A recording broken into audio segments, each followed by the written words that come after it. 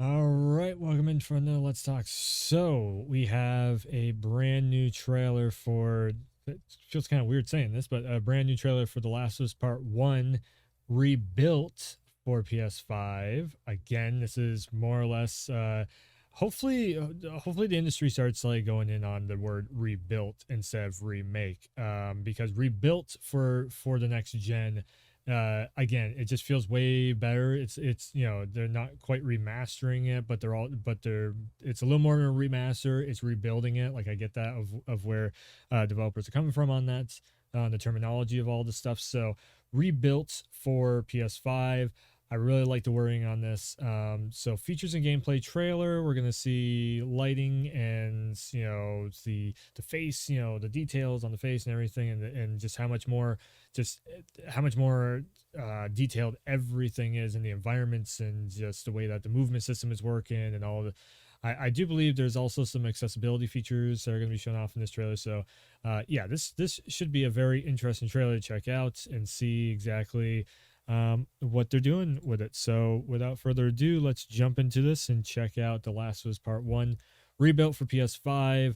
I'm definitely going to be streaming it launch night, but also I'm going to try and get into doing a stream or two of The Last of Us, the original version of The Last of Us. I'm working on trying to get the PS3 version of that going.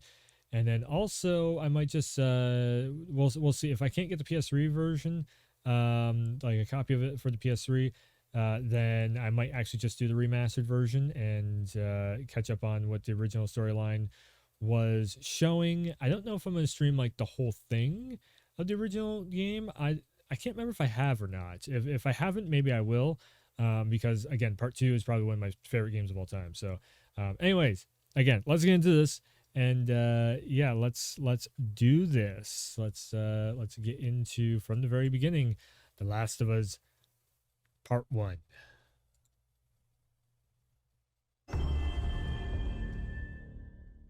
PlayStation Studios now. I'm coming. Is running as more than 2 years ago when we were finishing Last of Us Part 2 and we were working on those flashbacks within that scene for the first game. We got excited with the idea of like, oh man, what if we made The Last of Us Part 1 to look as good, if not better, than what we have done with Last of Us Part 2, which we really pushed the boundaries of like what we could do from gameplay and a graphical standpoint, and felt like if we do that, we could actually come even closer to our original vision of what the first game would have been had we not been constrained by technology. Yes. Yeah. Again, rebuilt. The original creative vision of The Last of Us, I think in a lot of ways was larger than what the PlayStation 3 was capable of.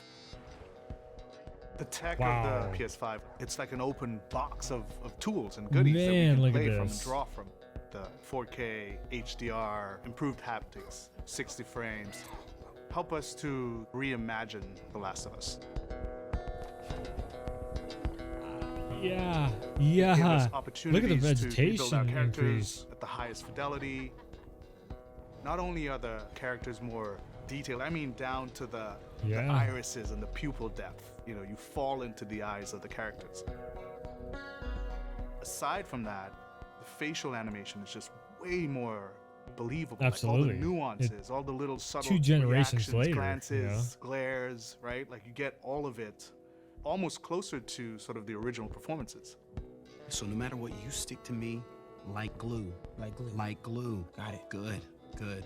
We are able behind now the scenes not only just have the footage from a long time characters in the cutscene, but also in gameplay. It's the same character, so now we can do these seamless transitions in and out. Every part of the game has benefited from seamless transitions and emotional scripting. Just pacing of it just keeps going. Our stories happen in gameplay, on a stick. She knew my mom. All this stuff is designed to keep you constantly in this world. Riley, come here. Now you got this, go.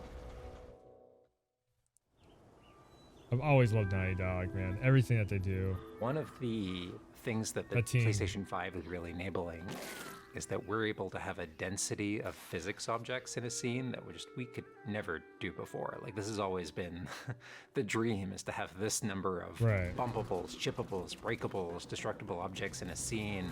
Just makes the world feel rich, makes it feel... Really quickly, so what, him talking the technical side of things like this, what this is doing, like just like Uncharted 4 did, just like The Last of Us has done, this is going to help them push this game engine into new territory for possibly Last of Us Part 3 or whatever the next project is Naughty Dog's working on.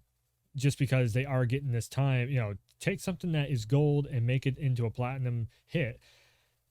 And at the same time, you can figure out all your little nuances that maybe you've been trying to figure out while you're in the process of building brand new textures and brand new characters, designs, and coming up with story beat elements and everything that goes on in game development of a brand new project. But this right here, they can just take references of the old stuff, rebuild it for the next gen technology. Because again, this came out on PS3 and it got remastered, which is pushing the textures up to 4K, pushing the maybe tightening down the values on how much animations can do what they do. It's all programming inside the game engine, depending on how the game engine is programmed for that specific project and all that. So them working on this and making this, like the next project that Naughty Dog comes out with, you think this looks good, the next project is just gonna like be mind-blowing, where it is brand new, original, made for PS5 and not limited whatsoever at all by the ideas that was on the PS3. It's gonna be really, really cool seeing what they come up with next. Sorry, just wanted to lived in. Materials can have the properties that you'd expect. The turret truck in Pittsburgh, when it's firing at you and it's just ripping apart the concrete and sending objects flying left and right. Seeing things break, like there's a real fear that it invokes. And it's giving us a much more dynamic range of gameplay to play with. See, this is not retelling the story. Like, when they say remake... AI tech has just increased incredibly. Wow. What we were building the basis off of was The Last of Us Part 2's AI. Yeah. And it has sophisticated systems for things like the fundamental knowledge model of how these NPCs perceive and understand what the player is much more sophisticated.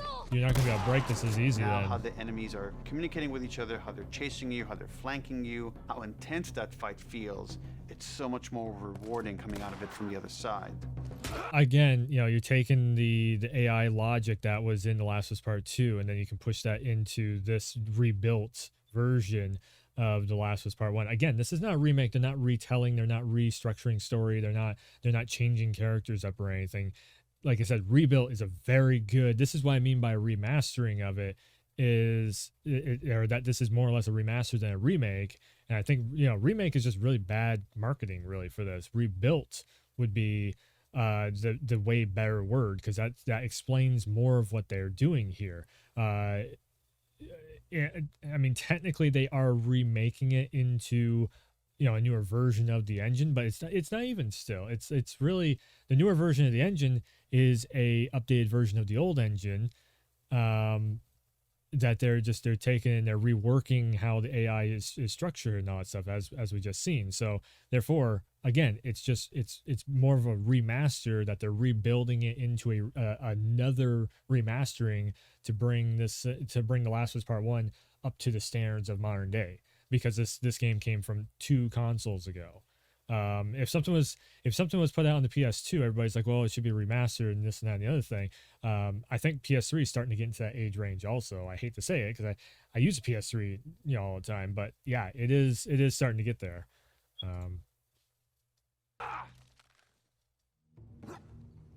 This looks great, man. One of the other big AI improvements is the buddies. The lighting details and everything. Technology that we developed for The Last of Us Part 2 has this very sophisticated understanding of, like, okay, this is where the enemies can see their exposure. We not only have exposure, we have future exposure.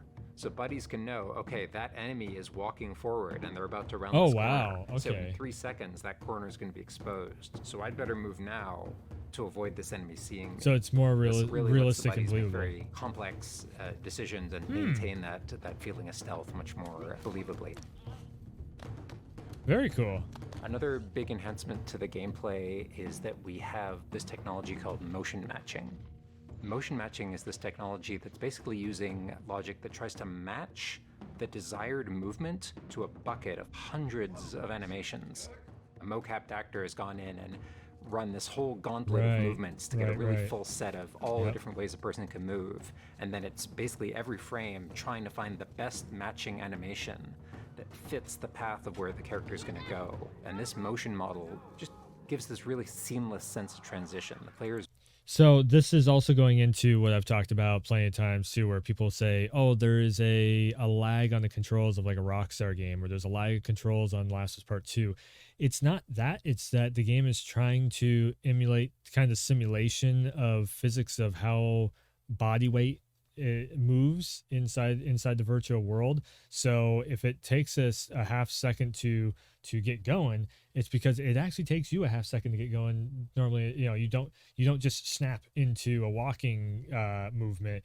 No, your body has to transition into a walking movement. You have to get all your your balance and everything to start walking. So that's what this is doing. Where people, the only people I hear saying that stuff though is ones that are most likely just kind of arcade game. If a game feels more arcadey, where it's just super snappy, it's like right there motions, then they start having a problem with this, where it's more of a realistic feel to it. So like people that, one of the big ones, if you grew up with GTA 3, Vice City, and San Andreas, and it's very snappy movements on those games, as soon as you pick up Grand Theft Auto 5, you're like, what is this? It feels weird. The same thing where if you probably grew up with Crash Bandicoot and you try and play this to bring it back to a Naughty Dog type of thing, you're gonna be like, man, this feels so weird on the controls. And it's not so much that the game is broke or program wrong or anything. It's that it's actually it's almost going more so than what you're expecting it to, in all honesty. It's actually user error, really, when people are saying that stuff, because the game is doing so much more input than what you even expect it to do, that people are like, this feels weird. But if you get used to it, it's actually a very intuitive controlling system on whether it's a Red Dead or a GTA or Last of Us or even Max Payne 3 or something. Like a lot of those games that had that feel to it. Movement is just a lot cleaner. It's this really smooth, organic movement through the space. First, we just had to build that core That's how they did experience. that. And then beyond that, we wanted to add several features that fans have been asking for. Render modes, cool. For example, we now have a permadeath mode. Oh, Along okay. that, we've added a brand new speedrun mode, so players can time themselves. There's a whole community of gamers that just want to see how fast they can play through this game. Yeah. Beyond that, we added a bunch more of unlockables. Customizations. So there's all these different outfits for Ellie and Joel that people can unlock. I love it. A model viewer mode, so people can really appreciate the details. We added award-winning accessibility features. Every single accessibility option that we offer, that's a barrier removed. Very for cool. someone. Very cool. As Very she surveys cool. the apartment, her eyes wander to Joel. She steps past the couch. He wears the wristwatch Sarah gifted him, which now has a cracked face. To That's my awesome. knowledge, this is the first PlayStation game that has audio description built into the game, built into the cinematics. Yeah, it might actually be. Now it's nighttime. Joel stirs in his sleep. And that's really the way we've tried to push the frontier of accessibility on this game. So that's only going to happen in cutscenes. I will tell you one thing too. If you're going on like the collectibles thing and you're trying to get like the platinum trophy for the game and all that, which I am absolutely going to be doing that, because this one should have no online trophies. The PS3 and the remastered version of Last of Us 1, it pissed me off so badly because you had to go online to get the trophies, and I'm just like, I don't want to. No. So yeah, I'm definitely gonna go for a platinum trophy on this rebuilt for PS5 version. And I can tell you, like, when in part 2, when I was picking up the tags, I think the Firefly dog tags and all that stuff, I put it on the red and blue, what is it, colorblind mode, and it just makes them shine way brighter, so you can actually go through and use that way. But also having accessibility options like that, so everybody, just more people can get in on the game. That's awesome. That is so cool seeing that. So much of the identity of The Last of Us is the world. We revamped completely the art direction. Everything from these expansive vistas that not only are they beautiful, but you feel the environments. You feel the environments in a much more visceral way. The rooftops overlooking the Capitol building, for example, like just the breath of fresh air when you go up there, and you feel that sort of release in tension. And then to juxtapose that down in the tunnels in Wilds, and you get that dank, flooded tunnel feel, that humidity, you can actually feel it. All these environments are just completely reimagined. Now we got our engine on the PS5, those haptics, the 3D audio, the fast loading. It really creates a much more immersive, and because of that, much more emotional experience. One of the things I absolutely love with the 3D audio in The Last of Us Part 1 is being able to hear an enemy before they sneak up on you. And trying to do a stalker fight with the 3D audio is just so much fun. You're hearing them skitter around in a different room, and you're hearing them trying to get up behind you.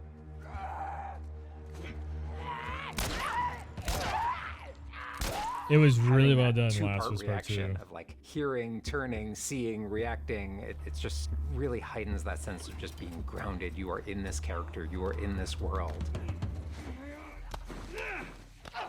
Now, with the PlayStation 5, the amount of control that developers have over the DualSense, it's really, really cool. All the guns in the game have a variable amount of resistance on the triggers when you aim them. The way it works with the bow is that at the very beginning, when they're starting to draw the bow, there's a little bit of resistance. And then as the bow gets tauter and tauter, the amount of resistance is increasing.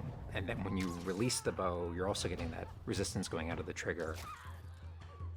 When you are aiming and firing the shotgun, you're going to get a haptic vibration on the shot. And then what I think is one of the ways that the DualSense really advances things is you're going to get a haptic vibration on the pump of the shotgun.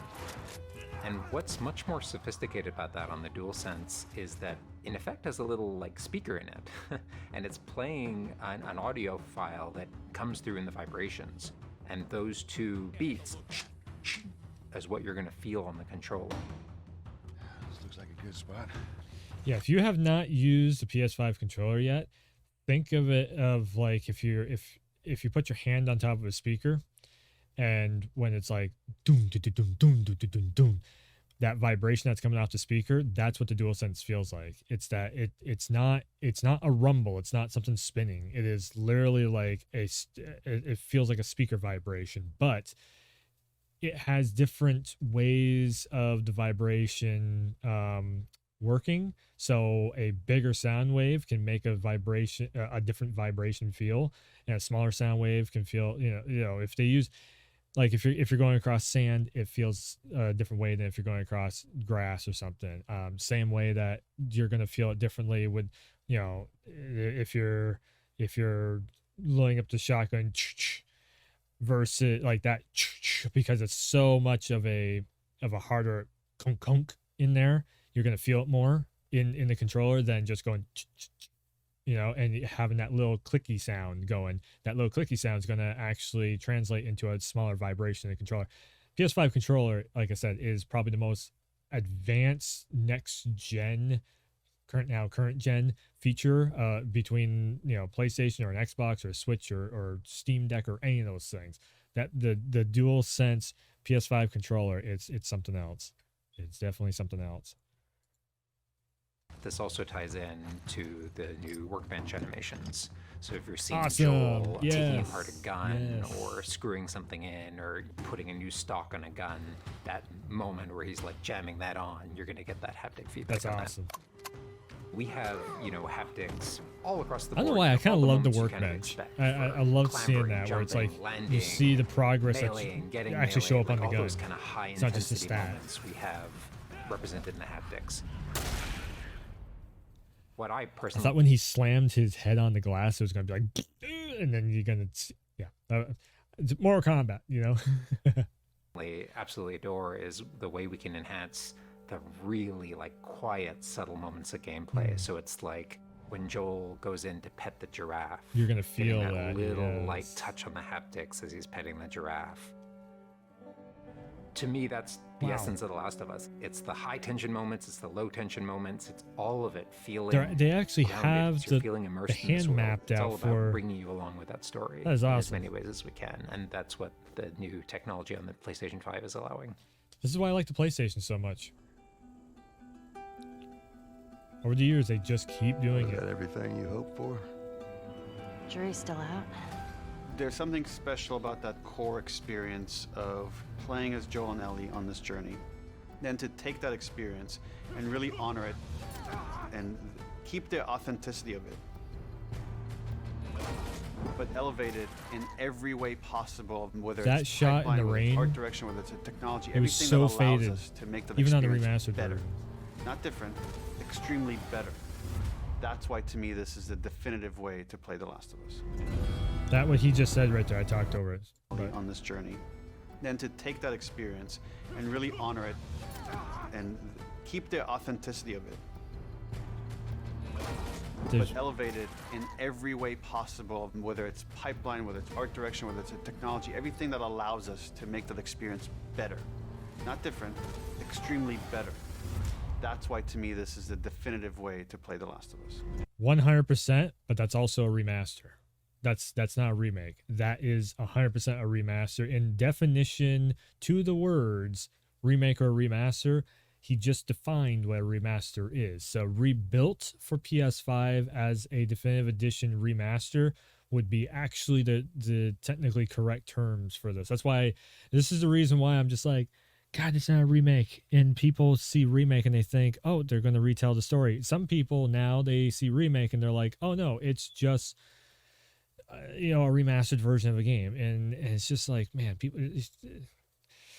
the terms have definitely gotten people, the remake and remaster terms have definitely gotten people like, what does it mean now? Because the industry uses their version of the word, and then there's the actual version of the word. Again, remasters, the term remaster has been around.